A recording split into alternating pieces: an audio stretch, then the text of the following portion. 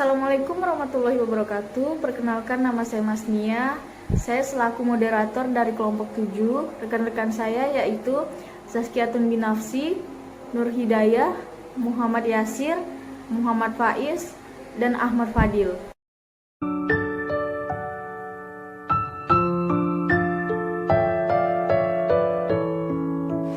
Bagaimanakah hakikat pendidikan kewarganegaraan dalam mengembangkan kemampuan utuh sarjana atau profesional? Belajar tentang pendidikan kewarganegaraan atau PKN pada dasarnya adalah belajar tentang keindonesiaan.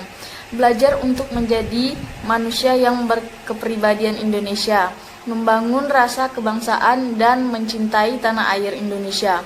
Oleh karena itu, seorang sarjana atau profesional sebagai bagian dari masyarakat Indonesia yang terdidik perlu memahami tentang Indonesia, memiliki kepribadian Indonesia, memiliki rasa kebangsaan Indonesia, dan mencintai tanah air Indonesia.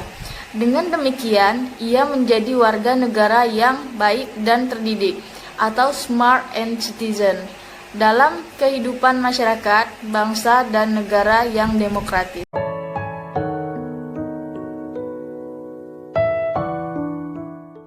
Bagaimana esensi dan urgensi identitas nasional sebagai salah satu determinan pembangunan bangsa dan karakter.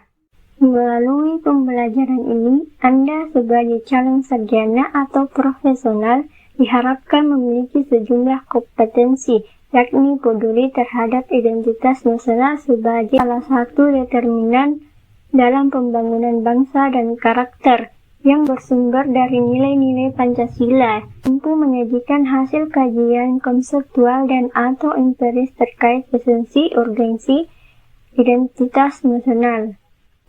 Identitas nasional lebih dekat dengan arti jati diri, yakni ciri-ciri karakteristik perasaan atau keyakinan tentang kebangsaan yang membedakan bangsa Indonesia dengan bangsa yang lain. Identitas nasional bagi bangsa Indonesia akan sangat ditentukan oleh ideologi yang dianut dan norma dasar yang dijadikan pedoman untuk berperilaku.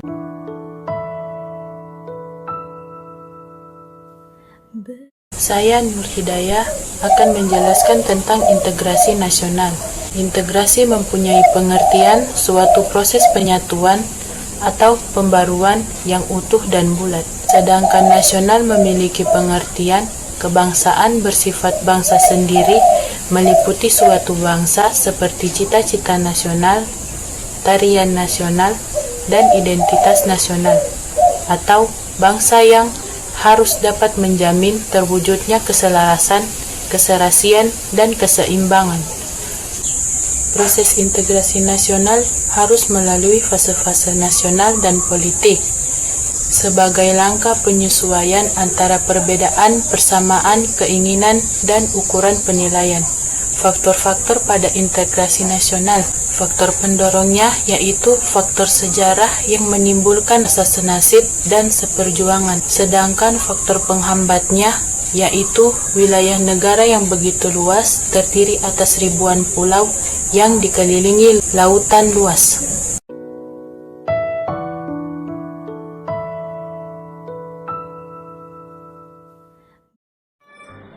Arti konstitusi. Istilah konstitusi dikenal dalam sejumlah bahasa, misalnya dalam bahasa Prancis dikenal dengan istilah constitutie, dalam bahasa Latin Italia digunakan istilah constitutio, dalam bahasa Inggris digunakan istilah constitution, dalam bahasa Belanda digunakan istilah constitutie, dalam bahasa Jerman dikenal dengan istilah Verfassung, sedangkan dalam bahasa Arab digunakan istilah Meschrutiyah. Rianto 2009, konstitutir bahasa Perancis berarti pembentuk atau pembentukan. Dalam arti sempit, konstitusi merupakan suatu dokumen atau seperangkat dokumen yang berisi aturan-aturan dasar untuk menyelenggarakan negara. Sedangkan dalam arti luas, konstitusi merupakan peraturan, baik tertulis maupun tidak tertulis, yang menentukan bagaimana lembaga negara dibentuk dan dijalankan. Konstitusi memiliki fungsi bagi kehidupan berbangsa dan bernegara, yaitu 1. Konstitusi berfungsi sebagai landasan konstitusionalisme. 2. Konstitusi berfungsi untuk membatasi kekuasaan pemerintah sedemikian rupa sehingga penyelenggaraan kekuasaan tidak bersifat sewenang-wenang.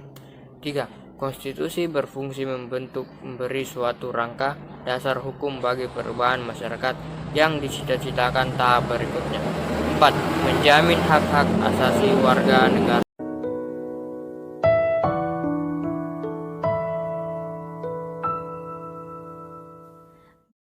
Hakikat konstitusi.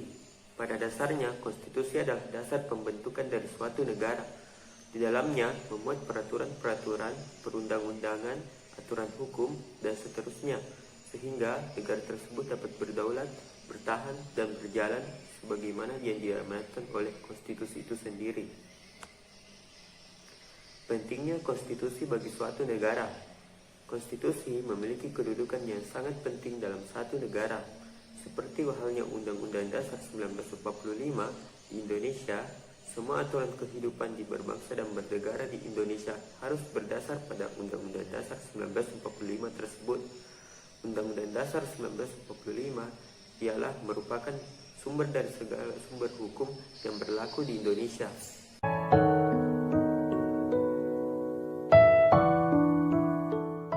Bagaimanakah harmoni kewajiban dan hak negara dan warga negara dalam demokrasi yang bersumber pada kedaulatan rakyat dan musyawarah untuk mufakat? Harmoni antara hak dan kewajiban warga negara di Indonesia yang berdasar pada ide kedaulatan rakyat yang bersumber pada sila 4 Pancasila. Hak adalah kuasa untuk menerima atau melakukan sesuatu yang semestinya diterima atau dilakukan oleh pihak tertentu dan tidak dapat oleh pihak lain manapun, juga yang pada prinsipnya dapat dituntut secara paksa olehnya. Pergerakan budaya merupakan mengikuti dinamika sosial politik di mana tatkala hegemoni kaum kolonial mulai dipertanyakan keabsahannya, maka terjadilah perlawanan kaum tertindas di mana-mana menuntutnya hak-haknya yang dirampas. Secara historis, perjuangan menegakkan hak asasi manusia terjadi di dunia barat atau Eropa. Adalah John Locke adalah filsuf Inggris pada abad ke-17 yang pertama kali merumuskan adanya hak ilmiah atau natural rights yang melekat pada setiap diri manusia, yaitu hak atas hidup, hak kebebasan, dan hak milik. Sumber sosiologis. Sumber terjadinya berbagai gejolak dalam masyarakat kita saat ini adalah akibat munculnya kebencian sosial budaya terselubung atau socio-cultural animosity. Gejala ini muncul dan semakin menjadi-jadi pasca runtuhnya rezim Orde Baru. Demikian akhir dari presentasi kami, semoga bermanfaat bagi kita semua. Saya akhiri, wassalamualaikum warahmatullahi wabarakatuh. Berkibarlah bendera negeriku, berkibarlah engkau di dadaku, tunjukkanlah kepada dunia semangatmu yang panas membara. Daku ingin jiwa raga ini